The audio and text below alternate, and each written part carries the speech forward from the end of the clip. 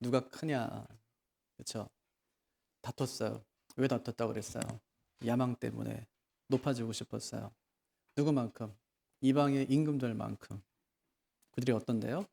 은인. 은인이 되고 싶었어요. 그러니까 여태까지는 수혜자로 살다가 이제는 보호자로 살고 싶었어요. 예, 높아져서 이제 자기가 뭐 돈으로도 또 자기 힘으로도 도와주고 싶었어요. 예수님이 왕이 되시면 그런 자리 한 자리 차지하고 싶었어요. 근데 예수님이 어떻게 하세요? 거기다가 그 욕망의 찬물을 쫙 던지세요. 뭐라고 하세요? 섬기는 자가 큰 자다. 섬기는 자가 큰 자다. 그렇게 말씀하셨어요. 여러분 진짜 뭐 섬기는 자가 큰 자인가요? 네, 주님께서 섬기는 자가 큰 자다. 이렇게 말씀하세요. 그리고 왜 그런지 이제 뒤에 이제 쭉 이야기하거든요. 그래서 주님이 갈등을 해결하시죠. 어떻게 하시냐면 제자들 모두를 인정해 주세요. 너희는 전부 내가 시험 당하는 동안에 항상 나와 함께 있던 자들이다. 3년 반 동안 시험 당할 때 내 곁을 떠나지 않고 한 사람 떠나지 않고 항상 나와 함께 있었던 사람이다. 네, 인정해 줬어요. 그러니까 갈등을 해결하는 방법, 상대방을 인정해 주는 거예요. 아, 당신 진짜 괜찮아. 괜찮은 사람이야. 아유, 나도 뭐 잘 못하는데 이렇게요. 인정해 주는 거예요. 아, 당신 지금 최선을 다해 하고 있는 거야. 나도 알아. 나 같은 사람하고 사느라고 얼마나 고생이 많았어. 인정해 주는 거죠. 예. 예수님께서 그렇게 인정을 해 주셨어요. 그럼 갈등이 왜 찾아올까요, 우리 안에? 마귀 때문에 그래요. 마귀가. 계속해서 우리에게 누가 크냐, 이렇게 막 갈등을 막 일으키는 거예요. 주님이 하신 일이 뭐라고 그랬어요? 그들을 위해서 시험에 빠지지 않도록 기도하세요. 예. 그들을 위해서 주님께서 기도해 주셨어요. 그러면서 주님께서 결론적으로 누가 크냐? 대답을 하세요. 누가 크대요? 직분을 감당하는 사람이 크다. 직분을 감당하는 사람이 크다. 그렇죠? 예. 그러니까 앉아서 먹는 자가 커요? 아니면 서서 섬기는 자가 커요? 세상 사람들은 앉아서 먹는 자가 크다 그렇게 이야기하죠. 하지만 주님께서는 너희가 먹을 때 나는 섬기는 자로 있었다. 누가 커요? 아기가 커요? 부모가 커요? 부모가 커요. 근데 아기가 대접을 받아요. 그러니까 대접을 받으니까 자기가 왕인 줄 알아요. 버릇없이. 근데 주님께서 뭐라고 하시냐면 서서 섬기는 자가 크다 이렇게 말씀하세요. 우리더러 뭐 하라는 거예요? 너희가 정말 크고 싶으냐? 그러면 서서 섬기는 자가 되라. 뭐 감당하래요? 직분을 감당해라. 예. 오늘 말씀 어떤 말씀이에요? 기도하는 거네요. 예. 그러니까 감남산은 겟세마네 동산이에요. 그렇게도 불려요. 예수님께서 기도하신 거네요. 예수님이 기도하신 건데 본문을 가만히 살펴보면 예수님께서 직분을 감당하세요. 직분을 감당하시는 거예요. 예. 실제로 그런 장면 오늘 한번 살펴보도록 하겠습니다. 예. 오늘 아주 유명한 기도잖아요. 예수님이 기도하시는데 얼마나 기도를 열심히 하셨는지 땀이 뭘로 바뀌어요? 핏방울. 예. 가나 혼잔치에서는 물이 포도주. 근데 오늘은 땀이 핏방울로 바뀌었어요. 얼마나 열심히 기도하셨는지, 예, 그렇게 예수님의 기도가 아주 뜨거운 그런 기도였어요. 그럼 우리도 기도하다가 땀 흘려 본 적 있나요? 요 온풍기 아래에 있으면 저절로 나요. 아마 지금도 땀 흘리시는 분이 있을 거야. 옷 벗었잖아요, 벌써. 예, 그런 땀 말고. 지금 밖에 되게 추운데, 밖에 나가서 기도하면 땀이 날까, 안 날까? 근데 열심히 하면 땀이 나요. 예. 여러분, 우리가 추우면 어때요? 떨죠. 떨면 근육이 막 움직이죠. 그러면서 열을 낸대요. 예. 그러니까 기도하면은 춥거든요. 그럼 어떻게 해요? 막 움직인단 말이에요. 움직이면 어떻게 돼요? 땀이 나요. 그러면 겨울에 진짜 그 산에 올라가서 기도를 해도 처음에 외투 입고 했다가 나중에 1시간 이렇게 지나면은 외투를 벗어요. 땀이 나니까. 예, 기도가 식으면 땀도 식어요. 기도가 막 뜨겁게 타오르면 내 몸도 타오른다고요. 예, 거기까지는 할 수 있겠어요. 기도하다가 땀 흘려본 경험 다 있을 테니까. 그런데 이 땀이 변해서 피까지 가는 단계는 한 번도 사람이 해보질 않았어요. 예, 그럼 사람이 진짜 땀이 피로 나올 수 있냐? 땀이 나올 수 있어요. 열한증이라고 그래가지고 사람이 극심한 스트레스를 받으면, 예, 엄청나게 심한 압박감을 받으면, 그러면 땀샘을 둘러싸고 있는 모세혈관이 터지면서 그게 땀이 피가 돼서 나온다는 거예요. 예수님께서 지금 열심히 기도하셨기 때문에 땀이 핏방울로 변한 것이 아니에요. 왜 그래요? 엄청난 스트레스를 받은 거예요. 뭘 앞두고? 십자가. 야, 이까짓 거 뭐 십자가 뭐 어렵다고 너 그걸 뭐 그것 때문에 뭐 회피하고 그러냐. 감당해야지. 주님이 힘 주실 텐데. 십자가는 그렇게 쉽게 말할 수 있는 것이 아니에요. 예. 주님께서는 그 십자가를 지기에 앞서서 엄청난 압박감과 스트레스에 주님이 시달리셨어요. 그 증거가 뭐예요?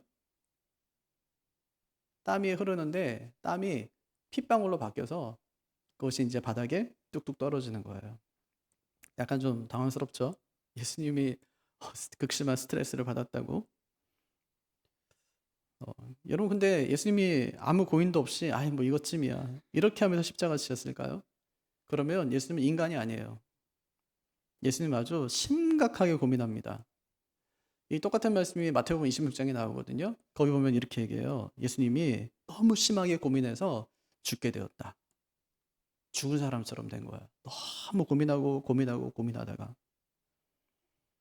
근데 죽을 듯이 그렇게 괴로웠는데 그때 주님께서 뭘 하냐면 기도를 해요. 기도. 네. 뭐라 기도하냐면 할 수만 있으면 이 잔을 내게서 옮겨주십시오.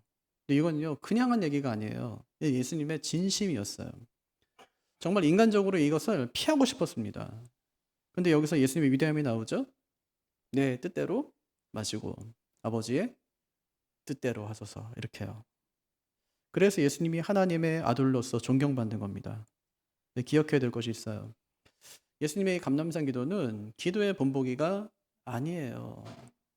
이렇게 기도하라가 아니에요. 적어도 누가가 보여주는 요 감람산 기도의 이미지는 예수님이 제사장으로 성소에 들어가서 자기의 피를 다 쏟으심으로 인간의 죄를 용서하시는 속죄 의식을 상징해요. 지금 예수님이 단순히 기도만 하신 것이 아니라 속죄 의식을 행하고 계신 거예요. 그런 관점에서 오늘 말씀 한번 살펴볼게요. 지금 때가 언제예요? 6월절 만찬 마쳤어요. 그러나 지금 어디 가냐면 예루살렘에서 감람산으로 이동하고 있었습니다. 예루살렘에서 감람산까지는 보통 한 1시간 정도 걷는데요. 여기서 시작해서 저기 장작 호수공원 한 바퀴 돌아가지고 교회까지 오면 딱 1시간이에요. 제 거리 재보니까 5km. 네, 그 정도 이제 걸어가는 거예요. 걸어가면서 뭐 했을까요? 막 수다 떨고 간 것이 아니라 찬미하니라 그래요. 찬미하니라. 마태복음 26장 30절 또 마가복음 14장 26절 보면 똑같은 내용 나오는데 뭐라고 하냐면 이에 그들이 찬미하고 감람산으로 가니라. 네. 예수님이 노래했다는 유일한 기록이에요. 물론 했겠죠 다른 때도. 근데 예수님이 노래했다. 이거는 유일한 기록이에요. 왜 노래하고 가실까? 이게 6월절 문화였습니다. 6월절 만찬을 마치잖아요. 그럼 그 뒤에는 이제 지붕에 올라가서 노래를 하든지 아니면 밖에 나와서 노래를 했어요. 예수님은 지금 제자들과 함께 감람산에 가면서 노래하면서 가시는 거예요. 몇 명이 갈까요? 예수님의 제자 몇 명? 12명. 예수님까지 하면 13명. 그럼 13명이 갔을까요? 아니면 중간에 하나 빠졌을까요? 중간에 하나 빠져요. 언제 빠지죠? 만찬 석상에서. 예수님이 너희 중에 누구 하나가 나를 팔 거래요. 누구냐고 물었어요. 지금 나하고 함께 그릇에 손 넣는 자다. 가룟유다가 깜짝 놀라서 납니까? 네가 말했다. 이렇게 얘기하거든요. 그러니까 그 말 듣고 나서 일어나서 밖에 나가요. 밖에 나가 누구 찾아갔을까요? 대제사장. 뭐 하려고요? 본격적으로 예수님을 넘겨주려고. 없어요. 11명의 제자와 예수님이 함께 감람산까지 찬양하며 가는 거예요. 12명의 건장한 남성이 그 밤에 찬양하며 횃불을 들고 간다고 한번 생각해 보세요. 그 광경이 어땠을까요? 오늘 찬양 엄청나게 멋있게 하셨는데 근데 남성 중창단이 만약에 간다고 생각해 보세요. 마음의 기쁨과 감사가 넘쳐났을 거예요.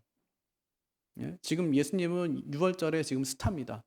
여태까지 예수님이 6월절을 3번 지내는 동안에 이렇게 예수님께서 6월절에 자신을 드러내신 적이 없어요. 예수님이 지나가면 모든 사람이 알아볼 정도로 예수님은 지금 그런 분이세요. 근데 그분과 함께 지금 제자들이 가고 있는 거예요. 6월절 노래 부르면서. 6월절 노래가 이런 거예요. 우리들은 노예들이었다네. 그러나 지금은 자유롭다네. 지금은 자유롭다네. 우리는 노예들이었다네. 그러나 우리는 자유롭다네. 그러나 우리는 자유롭다. 이런 거예요. 이 노래를 지금 막 부르면서 가는 거예요. 지금 가운데 누가 있죠? 예수님이 있고요. 힘있게 이 노래를 부르고 있는데 그럼 예수님의 마음은 어땠을까요? 예수님도 기쁨과 환희로 가득 찼을까요? 그때 주님의 마음을 마가복음 14장 33절 이렇게 말합니다. 세 번역으로 제가 한번 읽어볼게요. 베드로와 야고보와 요한을 데리고 가실새 요거는 2차 데려간 거예요. 감람산까지는 다 제자 같이 갔다가 너희 여기 잠깐 기다려 하고 말씀하신 다음에 3명의 제자를 데리고 산에 오르시는 거예요. 심히 놀라시며 슬퍼하사. 예수님 마음이 어땠다고요? 심히 놀라시며. 놀랬다는 건 말은 뭘까요? 흥분됐다는 말이에요. 근데 이건 조금 안 어울리는 것 같고 혼비백산이라는 뜻이 더 어울릴 것 같아요. 그러니까 지금 예수님의 마음은 정신이 나갔어요. 정신이 나갔어요. 예수님께서. 또 하나 슬퍼했다, 괴로워했다는 말입니다. 그런데 그때 주님이 선택한 것이 찬양이었어요. 여러분 마음이 괴로울 때 찬양해 보셨어요? 마음이 정말 괴로우면 찬양이 나와요? 근데 그때 이상하게 찬양이 나와요. 네. 그 찬양이 나오면서 찬양이 기도가 돼요. 그럼 좀 위로가 되죠. 괴로울 때 막 찬송하고 기도하고 위로가 되는데 그럼 찬송이 끝나는 순간 위로도 끝나요. 괴로움이 시작된다고요. 네. 제가 친구에게 넌 목회하다 힘들 때 어떻게 하냐 하고 물었어요. 그랬더니 저는 대답이 기도하지 이럴 줄 알았어요. 그랬더니 근데 잔대요. 너 목회하다 힘들 때 어떻게 하니? 잔대요. 왜 자냐 그랬더니 걱정과 맞닥뜨리기 싫어서. 예. 근데 엘리야도 자요.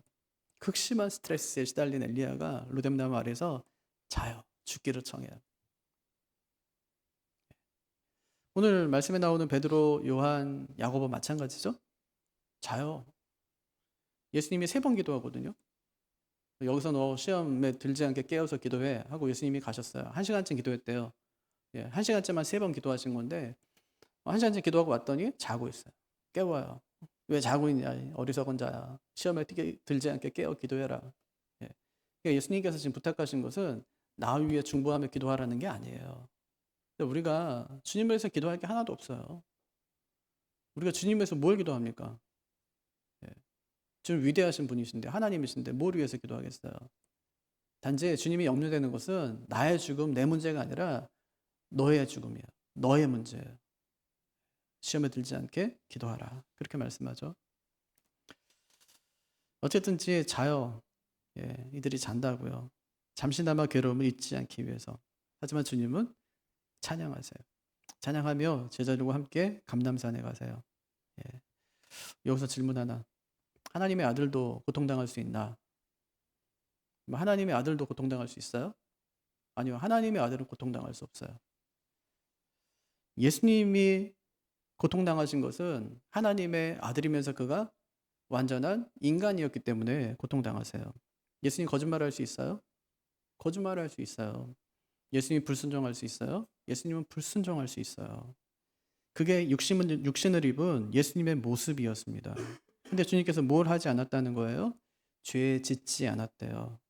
히브리서 4장 15절 보면 모든 일에 우리와 똑같이 시험을 받으신 이로되 죄는 없으시니라. 똑같으신 분이세요. 그래서 우리의 화목제물이 되어줄 수 있는 겁니다. 그럼 예수님께서 이 땅에서 33년 사시면서 힘들게 살지 않았을 거라는 생각은 정말 버리세요. 사실은요, 엄청 아슬아슬하게 주님께서 이 33년을 사신 거예요. 자칫 잘못하면 이 작은 실수라도 예수님이 하게 되면 메시아로 오신 것이 다 허사가 되는 겁니다. 거짓말을 한번 했다. 그러면 예수님은 자기의 죄 때문에 죽는 것이지 인류의 죄 때문에 죽는 것이 아니게 되는 거예요. 조금 과장하면 예수님은 33년간 정말 살 얼음판 걷듯이 그렇게 사신 거예요. 내가 제대로 죽어야 이 사람들을 살릴 수 있다는 겁니다. 오늘 기도 마찬가지거든요. 한번 42절 한번 같이 한번 읽어볼까요? 시작. 이르시되 아버지여 만일 아버지의 뜻이거든 이 잔을 내게서 옮기시옵소서. 그러나 내 원대로 마시옵고 아버지의 원대로 되기를 원하나이다 하시니.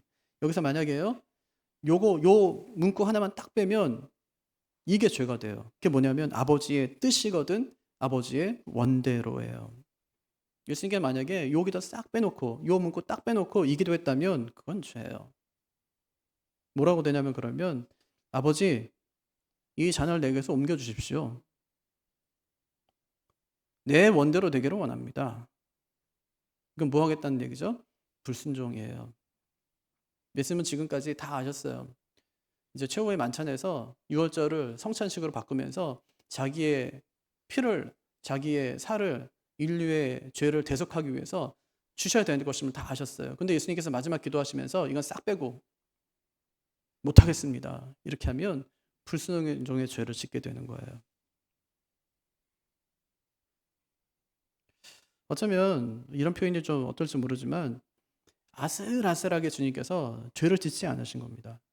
예수님 안에 얼마나 극심한 갈등이 있었으면 이런 기도를 하셨겠어요. 십자가를 지는 것이 얼마나 무섭고 하기 싫었으면 땀이 핏방울이 될 정도로 애를 쓰셨겠습니까? 44절 한번 볼까요?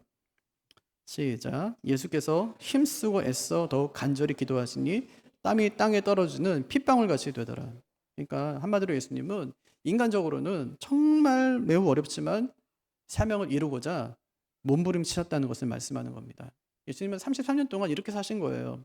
그 결과 히브리서 12장 2절처럼 믿음의 창시자요 완성자이신 예수를 바라보자. 예, 그렇게 되게 되셨어요. 제가 아까 일전에 아까 서두에 오늘 말씀은 기도의 본보기가 아니라고 그랬어요. 무엇과 관련이 있다고 말씀드렸죠?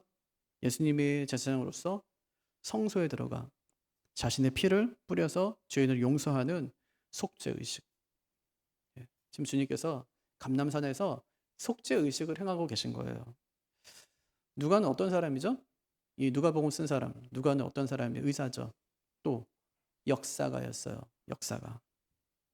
그러니까 그가 예수님의 감람산 기도를 기록하면서 의도적으로 마태복음에도 없고 마가복음에도 나오지 않는 세 가지 내용을 더 첨부해서 넣었습니다. 그게 41절이에요. 거기 보면 돌 던질 만큼 가서 무릎을 꿇고 기도하여, 이렇게 예수님 기도 묘사하고요. 43절 천사가 하늘로부터 예수께 나타나 힘을 더하더라. 이 두 번째. 세 번째는 44절 힘쓰고 애써 더욱 간절히 기도하시니 땀이 땅에 떨어지는 핏방울같이 되더라. 이 세 가지 모습이 예수님이 제사장으로서 속죄 의식을 하고 있음을 잘 보여주는 그런 내용이라고 할 수 있습니다. 실제로 누가복음 전체가 그런 관점에서 쓰여져요. 1장에 맨 처음에 나오는 사람이 누구냐면 사가랴라는 사람 나오거든요. 그는 세례요한의 아버지였어요. 그는 제사장으로 이제 전례를 따라 성소에서 분향을 하고 제2의 과정을 마치거든요. 제사 이제 끝났어요. 제사장이 제사 이제 끝났어요. 이제 밖에서 기다리는 백성들에게 제사장으로서 마지막으로 축복해야 돼요. 근데 말을 못해요, 지금. 말을 못하게 된 그가 백성을 축복하지 못하고 몸짓으로만 그 뜻을 표현합니다. 이렇게 이제 1장이 시작되는 거예요. 근데 그 마지막 장면은 뭐냐면 예수님이 두 손을 들어 축도하시고 나서 축복하시고 나서 예수님이 하늘로 올라가시는 장면이에요.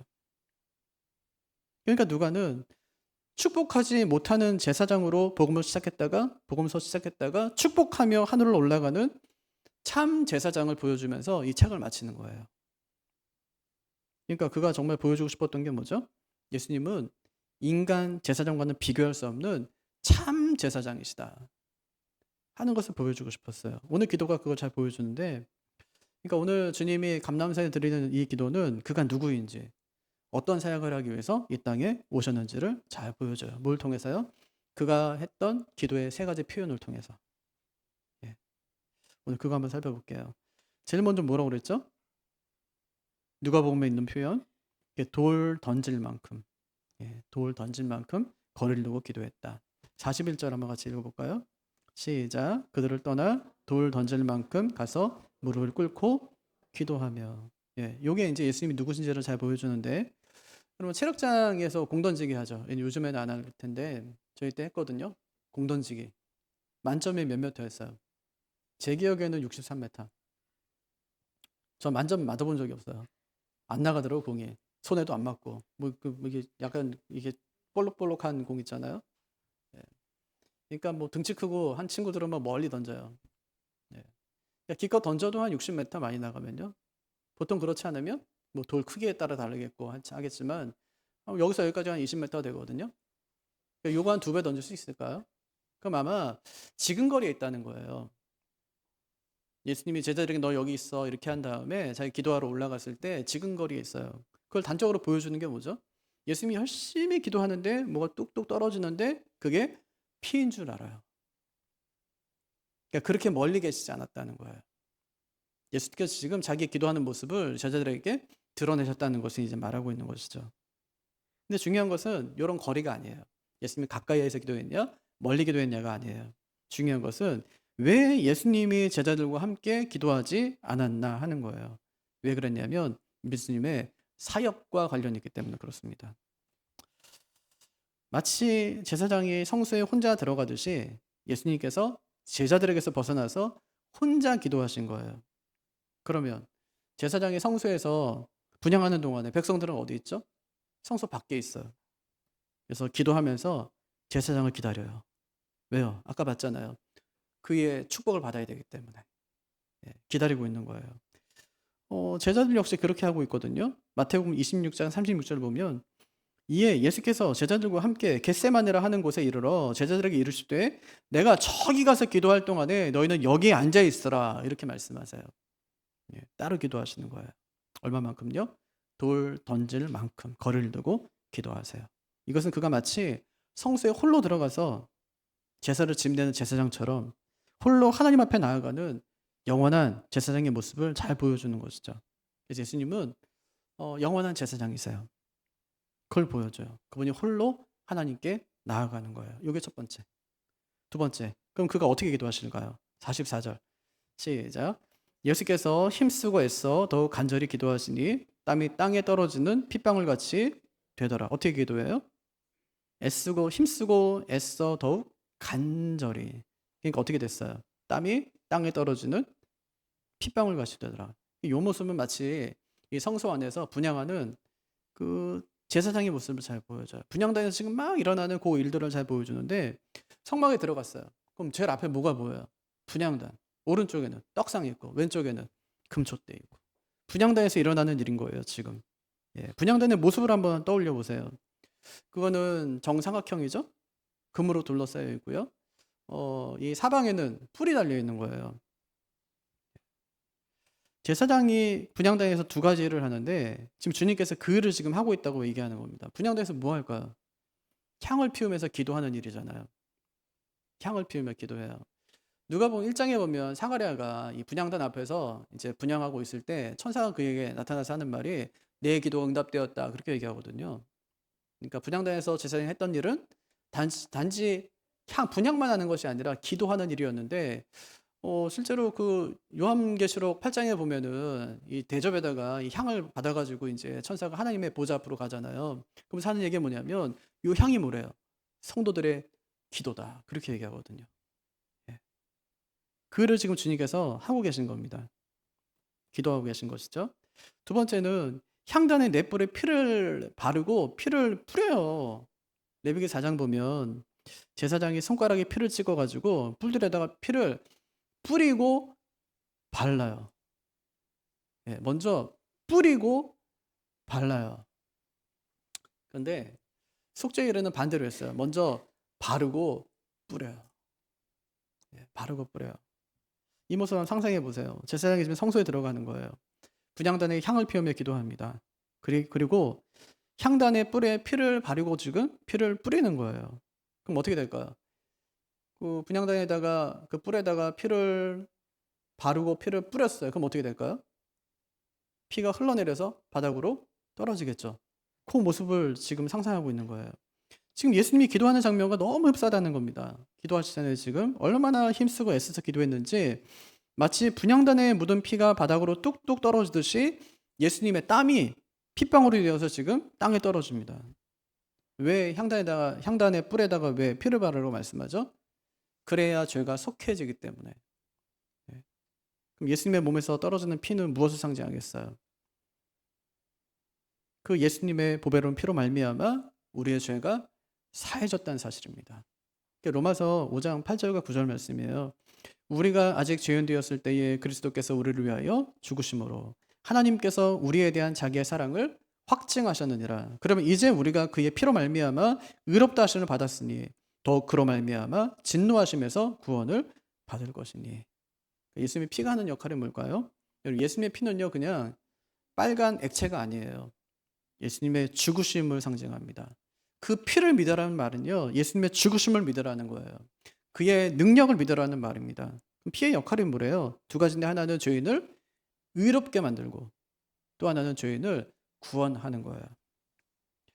주님께서는 제사장이 향단 뿔에 피를 바르고 뿌리는 것처럼 자신의 피를 이 땅에 쏟으세요. 그렇게 하는 이유가 뭐라고 그랬어요? 주님께서 앞에서 최후의 만찬에서 잔을 나누시면서 잔을 이렇게 주시면서 하신 말씀이 있어요. 마가복음 14장 23절 24절. 또 잔을 가지사 감사 기도하시고 그들에게 주시니 다 이를 마심에 이르시되 다 마셨어요. 이제 줬어요. 다 마셨어요. 뭐라고 하시냐면 이것은 많은 사람을 위하여 흘리는 나의 피, 곧 언약의 피니라. 주님께서 자신의 피를 쏟으신 이유는 우리를 죄사함을 얻게 하고 구원하기 위해서 이 땅에 피를 쏟으시는 거예요. 주님께서는 그 일을 기도로 지금 이루고 계신다는 거예요. 그가 누구라고요? 그는 참 제사장이시다. 어떻게 기도해요? 피를 쏟으면서 기도해요. 속죄를 상징하는 것이죠. 어디서 그 일을 하실까? 이제 세 번째 기도에서 그게 나타나는데 43절은 뭘까요? 어디서 하시는지? 시작. 천사가 하늘로부터 예수께 나타나 힘을 더하더라. 그러니까 예수님의 기도가 지금 분향단에서의 기도고 또 제사장의 기도라면 천사가 나타나는 것은 이상한 일이 아닌 거예요.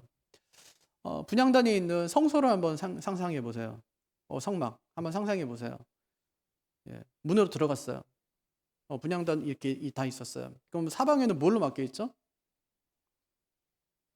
사방에는 무슨 그림이 그려져 있어요? 전부 천사의 그림이 그려져 있어요. 예, 앞뒤 좌우, 그다음에 천장도 마찬가지. 전부 천사의 그림이 다 그려져 있는 거예요. 천사로 둘러싸여져 있는 곳이에요, 거기가. 근데 그것은 모세가 고안한 게 아니거든요. 하나님 모세에게 성막을 만들라고 말씀하실 때 휘장 위에 그렇게 술을 놓으라 그렇게 말씀하셨어요. 그러니까 예수님께서 기도하실 때 천사가 하늘로부터 나타나 힘을 더했다는 말은요. 응원했다는 말이 아니에요. 도와줬다는 말이 아니에요. 예수님 하나님이신데 천사는 피조물이거든요. 근데 뭘 도와줬다는 얘기예요? 예수님이 하시는 일에 무슨 도움이 될 수 있겠어요? 예수님이 인류의 죄를 위해서 대속하고 죽으셔야 되는데 그 일에 무슨 천사가 무슨 도움이 될 수 있겠습니까? 그분이 기도하던 자리가 성소임을 잘 보여주는 거예요. 예수님은 자신을 성전이라고 말씀하십니다. 이것은 성전만 예수님을 가리키는 것이 아니에요. 성전에 속한 모든 것이 예수님을 가리키는 것임을 알 수 있어요. 그러니까 그 안에 있는 모든 기물, 제의, 제사, 심지어 제사장들도 다 포함됩니다. 그렇다면 분향단 역시 또 뿔 역시 구원의 뿌리신 예수님을 가리키는 거예요. 예수님이 지금 돌 던질 만큼의 거리에서 제사장이 해야 되는 일들을 이루고 계십니다. 뭐 하셨다고요? 제사장으로서 하나님께 속죄의 기도를 드리고 또 하나 분향단의 넷불에 피를 바르고 뿌린 것처럼 자신의 피를 땅에 뿌림으로 제사장이 하는 모든 일을 지금 주님께서 하고 계십니다. 이처럼 누가는 예수님을 통해서 그가 구원자이고 유일한 제사장임을 드러내는 겁니다. 여기까지 참 중요하죠, 그죠? 왜냐하면 이 내용이 율법이 명하고 있는 제사장의 기도의 방식이었기 때문에 참 중요합니다. 그런데 이제 남은 기도가 하나 더 있는데 이게 진짜 주님이 하신 기도예요. 네, 참 중요한 기도가 이제 그 기도죠. 근데 주님이 진짜로 하신 기도는 딱 한 절로 되어 있습니다. 이게 42절이에요. 같이 한번 읽을까요? 시작. 이르시되 아버지여 만일 아버지의 뜻이거든 이 잔을 내게서 옮기시옵소서. 그러나 내 원대로 마시옵고 아버지의 원대로 되기를 원하나이다 하시니. 한마디로 말하면 뭐냐면 아버지의 원대로예요. 아버지의 원대로. 이것이 예수님의 기도였어요. 우리 기도는 어때요? 아버지의 원대로 되는 것이 좋아요? 아니면 내 원대로 되는 것이 좋아요? 아버지의 원대로 되는 것은 의이고 내 원대로 되는 것은 죄예요. 근데 우리는 기도하면서도 죄를 지어요. 내 원대로 해달라는 죄. 우리는 하나님의 뜻대로 되는 것에 대한 알러지가 좀 있습니다. 만일 하나님의 뜻대로 됐다가는 전부 짐 싸들고 선교 나갈 걸로 생각해요. 근데 우리가 결정적으로 모르는 한 가지 사실이 있어요. 하나님도 보는 눈이 있다는 거. 그러면 하나님이 아무에게나 그 일을 맡기지 않습니다. 아무나 그거 하는 거 아니에요. 내 인생이 하나님의 뜻대로 된다면 막 망칠 것 같죠, 그죠? 이제 난 인생 끝났구나, 끝장났구나, 이제 내 맘대로 못 사는구나. 내 맘대로 못 사는 것이 잘 사는 건데, 사실은. 내 맘대로 못 사는 것 때문에 우리는 끝났다고 생각해요. 그럼 이게 믿음이 있는 거예요, 없는 거예요? 있다고 하나 없는 거예요. 그럼 만약에 주님께서 내 원대로 해달라고 했다면 어떻게 됐을까요? 그의 원대로 이 잔을 옮겼어야 돼요. 그렇게 되면 하나님의 계획은 틀어지는 것이고 성경도 가짜가 되고 하나님은 하나님 되지 못하게 되는 겁니다. 그래서 아버지의 원대로 되기를 원한다는 예수님의 기도는 지금 예수님으로서는 가장 최선의 기도였고 하나님은 그의 기도대로 예수님의 뜻이 아니라 자신의 뜻대로 그를 십자가에 내어주는 선택을 하십니다. 그럼 만약에 하나님께서 그 기도 거절하지 않고 그의 기도를 들었다면 예수님은 버림을 받지 않았겠지만 세상의 수많은 아들, 딸들은 버림을 받았을 겁니다. 하나님은 주님의 기도에 응답하지 않는 방식으로 인류를 구원하셨어요. 왜 내 기도에 응답하지 않으실까? 요거 기억하세요. 하나님이 자신의 뜻대로 일을 이루어가고 계시기 때문이에요. 내 기도를 신뢰하지 말고 하나님의 뜻을 신뢰하는 분들이 되시기를 바랍니다. 그럼 하나님은 지금도 가장 선한 일을 하고 계세요. 그래서 인생의 결정권을 하나님께 맡기십시오. 그분께 순종하며 사는 것이 지혜입니다. 어떻게 기도해야 될까요? 그러나 아버지의 원대로 되기를 원하나이다. 이 기도가 우리의 기도가 되기를 주님의 이름으로 축복합니다. 자리에서 일어나셔서